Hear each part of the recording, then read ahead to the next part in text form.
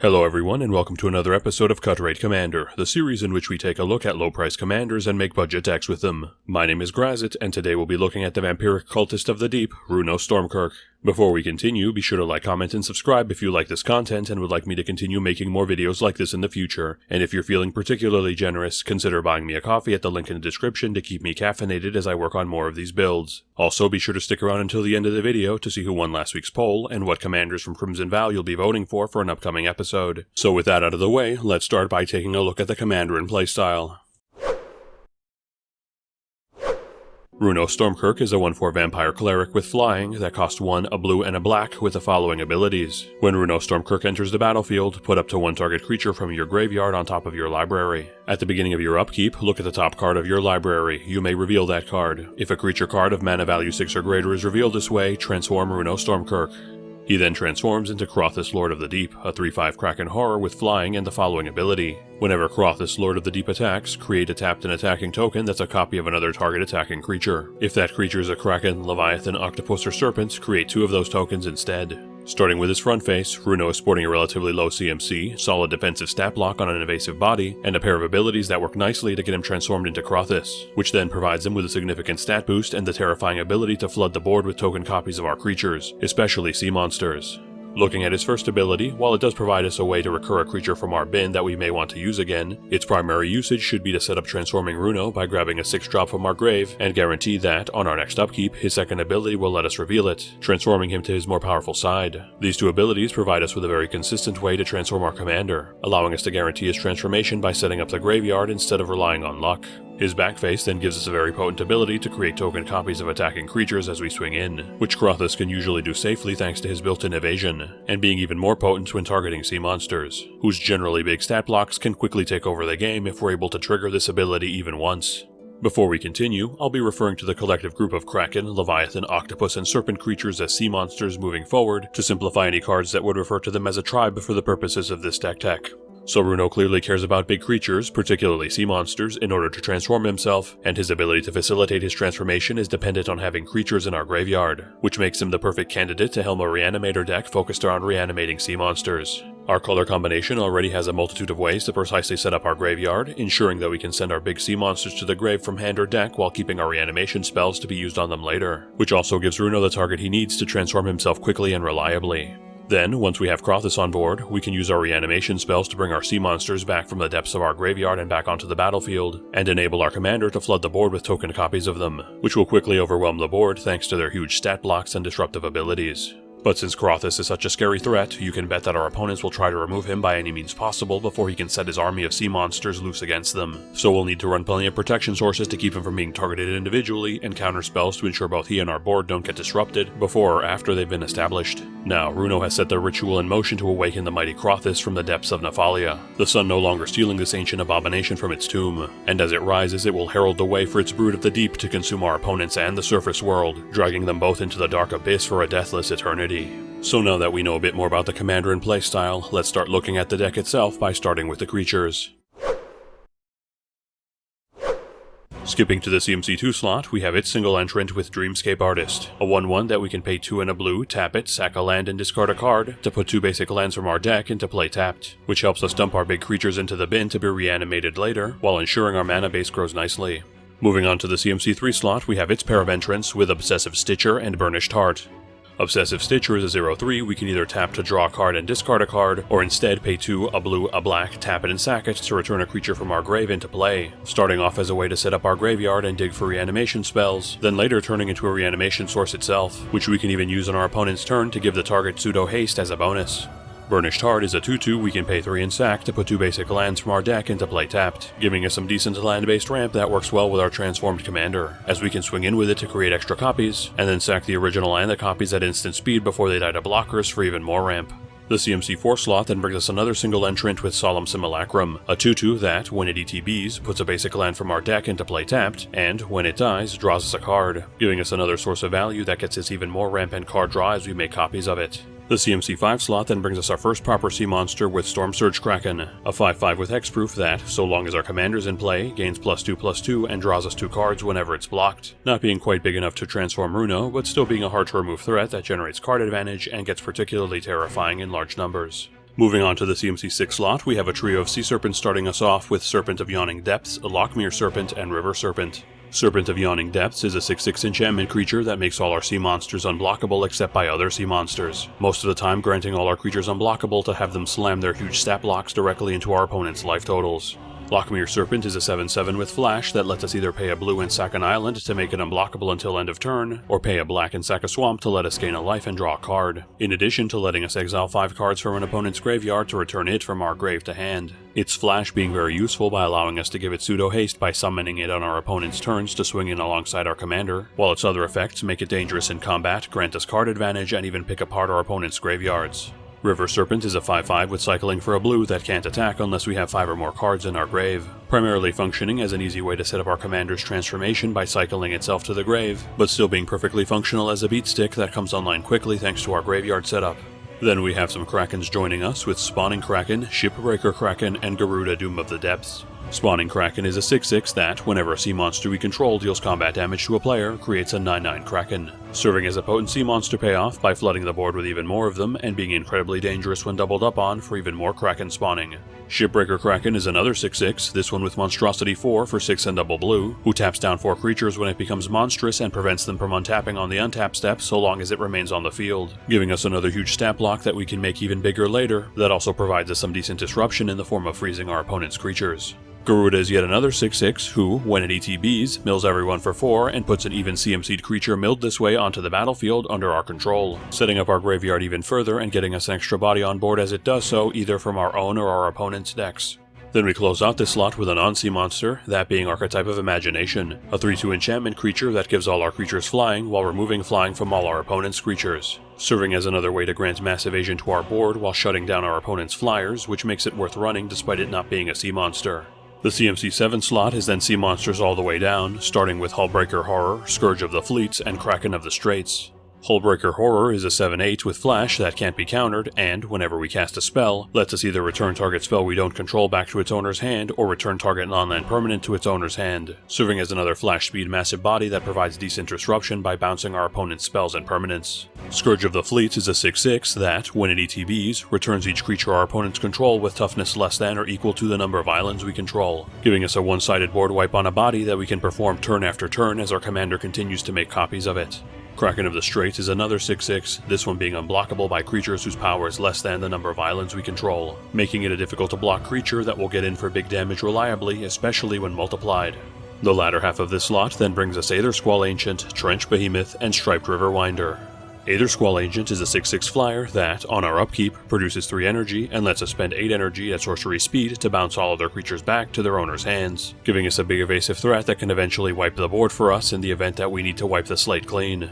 Trench Behemoth is a 7/7 that lets us return a land we control back to our hand to untap it and give it hexproof until the end of the turn, in addition to, whenever a land ETBs under our control, forcing target creature an opponent controls to attack on their next combat phase if able. It's on-demand hexproof, making it tricky to remove with targeted removal, and its pseudo-goat effect providing good board disruption as well. Striped River Winder is a 5/5 with hexproof and cycling for a blue, making it a very easy way to set up our commander's transformation with its cycling and making it a hard to remove threat once on board to swing in with. Reaching the CMC 8 slot, we have a trio of entrants with Stormtide Leviathan, Tidal Kraken, and Slinvada the Rising Deep. Stormtide Leviathan is an 8/8 with Island Walk that makes all lands islands in addition to their other types, and prevents creatures without flying or Island Walk from attacking, locking down combat for all our opponents while it and our commander can freely swing in and create more copies of it. Tidal Kraken is a 6/6 that's unblockable, providing us with an evasive beat stick to consistently get in for damage, regardless of what blockers our opponents may have set up. Slinvada is an 8/8 with kicker for 1 and a blue that, if kicked, bounces all non-sea monsters back to their owner's hands, its big stat line making it a decent enough threat on its own, in addition to giving us a tribal board wipe if hard cast in the late game to clear the way for its Brethren of the Deep.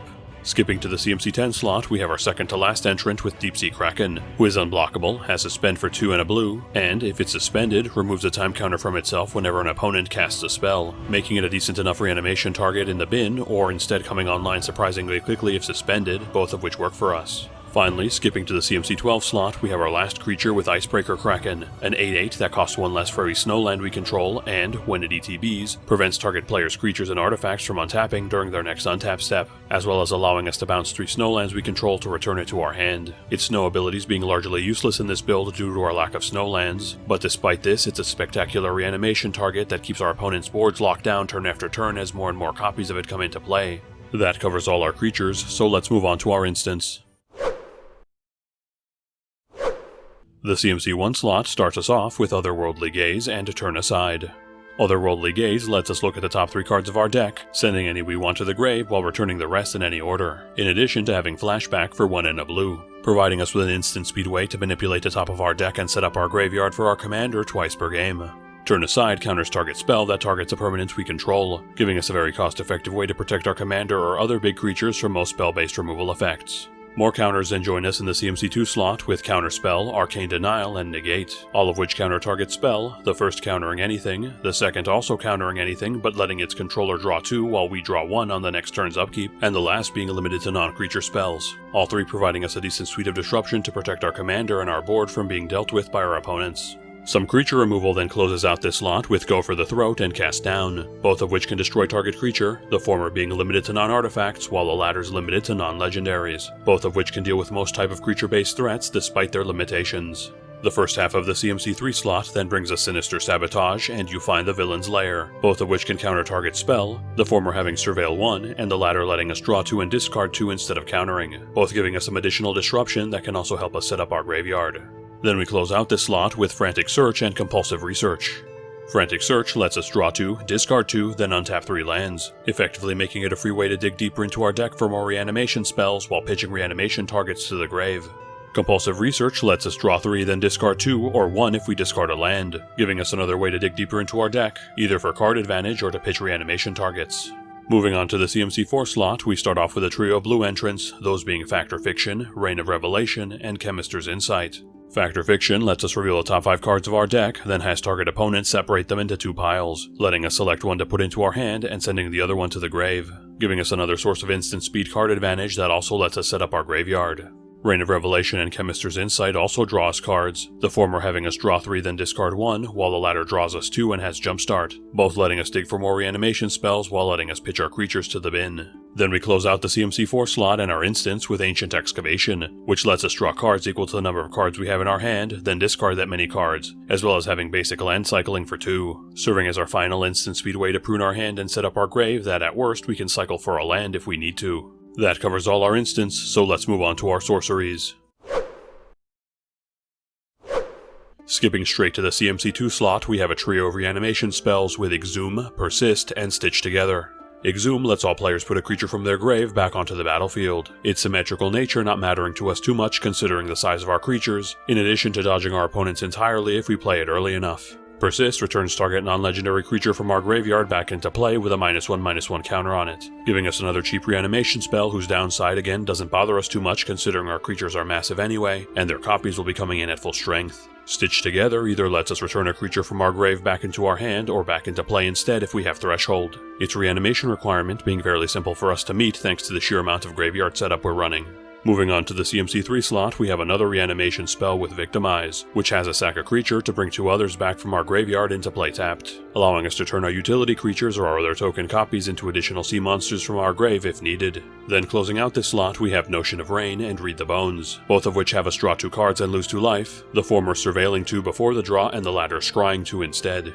each of which provide good card advantage and card selection for only a nominal life loss. More Draw then joins us in the CMC 4 slot with Mystic Meditation and Sift, both of which have us draw 3 then discard, the former having us discard 2 or 1 if we discard a creature, while the latter always has us discard 1, both giving us yet more draw and graveyard setup to keep up our deck's consistency. Dread Return then joins us as another reanimation option, returning a creature from our graveyard back into play and having flashback by sacking 3 creatures, making it a fairly costed reanimation option that we can later use again by sacking utility creatures or tokens we may no longer need. Then we close out this slot with Whelming Wave, which returns all non-sea monsters back into their owner's hands, serving as another tribal wipe to clear our opponent's boards while leaving ours untouched. Reaching the CMC5 slot, we start off with Bond of Revival, Incarnation Technique, and Beacon of Unrest, all of which return a creature from a grave back into play, the first being limited to our graveyard and giving the reanimated creature haste to swing in immediately alongside our commander to start creating tokens, the second also being limited to our graveyard, milling us for 5 and having Demonstrate to allow us to use it twice at the cost of letting an opponent use it once for some good 2-for-1 value, and the last targeting anyone's graveyard and also hitting artifacts, in addition to spinning itself back into our deck after use, for some flexible reanimation and potential reusability.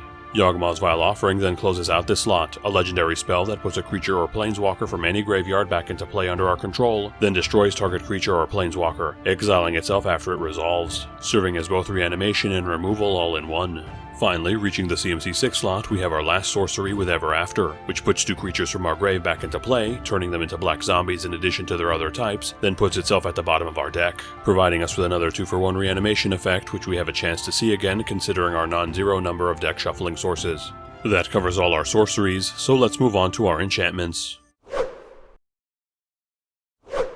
Skipping to the CMC2 slot, we have Animate Dead, an aura that targets a creature in any graveyard, returns that creature into play under our control with -1/-0, and forces us to sack that creature should that aura ever leave play, serving as another cheap reanimation option that, despite its downsides, is still worth running to get our sea monsters into play quickly. Our last enchantment then joins us in the CMC3 slot, that being Monastery Siege, which, when it ETBs, has us choose either Khans or Dragons. If Khans is chosen, we draw an additional card on our draw phase, then discard a card, and if Dragons is chosen, all spells that target us or a permanent we control cost 2 more, which will be primarily running for the Khan side to allow us to dig deeper into our deck and set up our graveyard, but its AoE ward-like effect still serves as a passable protection option if needed. That covers all our enchantments, so let's move on to our artifacts. The CMC1 slot starts us off with Sol Ring, which taps for 2 colorless, and we're running mostly because we're not in green, but also because of the insane amount of early ramp it provides. More rocks then join us in the CMC2 slot, starting with Arcane Signet, which taps for any color in our commander's color identity, Dimir Signet, which we can pay 1 and tap to generate both our colors, Charcoal Diamond and Sky Diamond, both of which come into play tapped and tap for a black and blue respectively, and Prismatic Lens, which taps for a colorless and lets us pay 1 and tap it to produce any color instead, all of which serve as cheap sources of mana to speed up our mana base. Then we close out this slot and our artifacts with Lightning Greaves and Swiftfoot Boots, both of which are equipment that provide the equipped creature haste, the former equipping for 0 and also granting Shroud, while the latter equips for 1 and grants Hexproof instead, each providing our commander with excellent protection from targeted removal, while also providing cheap sources of haste for our reanimated sea monsters to swing in immediately and begin creating tokens. That covers all our artifacts, and since we have no planeswalkers in this build, let's skip straight to our land base.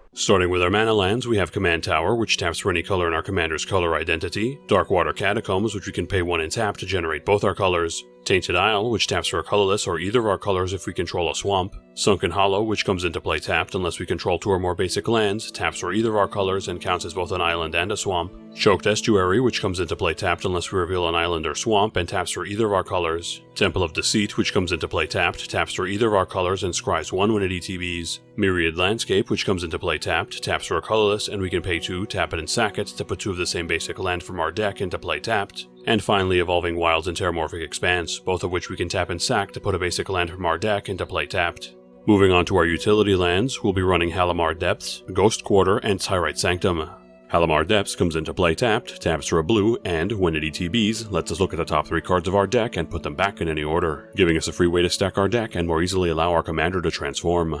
Ghost Quarter taps for a colorless, and we can tap it and sack it to destroy target land, letting its owner replace it with a basic from their deck, making it a good way to snipe out problematic utility lands. Tyrite Sanctum also taps for a colorless, and we can either pay 2 and tap it to add the god subtype to target legendary creature and give them a +1/+1 counter, or pay 4 and sack it to give target god an indestructible counter, giving us an instant speed way to grant our commander indestructibility for extra protection. Lastly, we're running 13 islands and 11 swamps as our basics to fill out our land base. So now that we've covered all the cards in the deck, let's take a look at this deck's breakdown. This deck currently has 24 creatures including the commander, 14 instants, 16 sorceries, 2 enchantments, 8 artifacts, 0 planeswalkers, and 36 lands.